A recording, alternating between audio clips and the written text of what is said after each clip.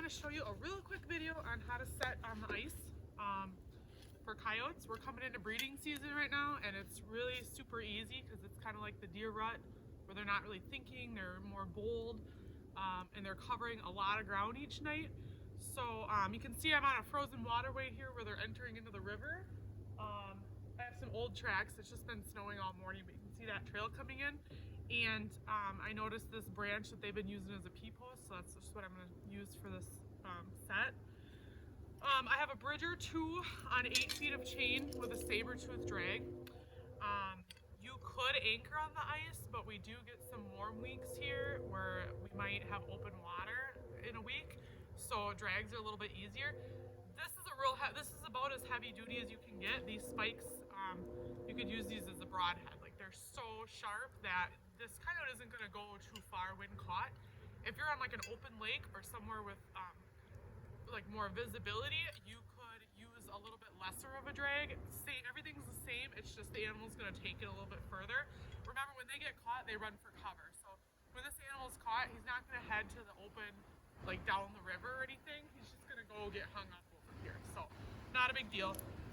This set is super simple, and when you see me make it, you're probably going to not think it's going to produce because it is so easy. So just don't overthink these. This is like a snow set. I did a lot of research on trapping wolves in Alaska and Canada because their entire trapping season is like our late season, and so I just kind of adapted these methods from reading and watching stuff from there. So I always have an indicator when I use drags so that I can check from far away and know if the drag is gone. So in this case, I'm actually just going to use the branch. I just wrap it around one time because obviously when something gets caught, this branch will be gone. And I kind of like this approach coming from here. So literally all I'm going to do,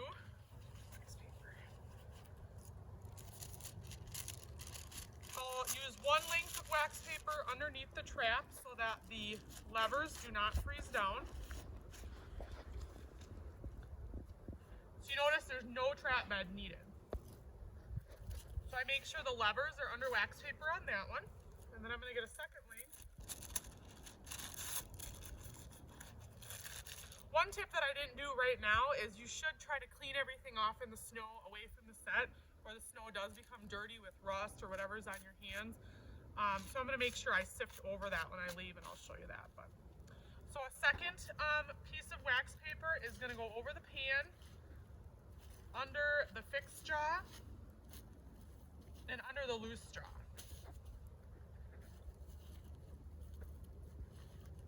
Now, one other option or variation is you could just put your entire trap in a gallon Ziploc bag. When the animal steps in it, it's gonna break right through that. So that's an option too if you don't have wax paper, but go ahead and make that nice and flat. And you can see I don't have a trap bed. Yeah, there's a little bit of wobble, but this is different than trapping in the ground. The animals are used to breaking through the ice crust, and when they step on the surface of the snow, they fall through. They step on branches, sticks, everything that's snow covered, and it's constantly shifting. So you don't have to worry about bedding solid when you're doing snow sets.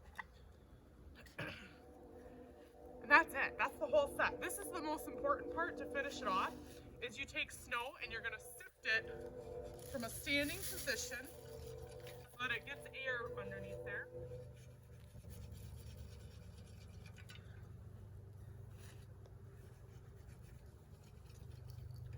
And then I'm going to cover up my chain a little bit better.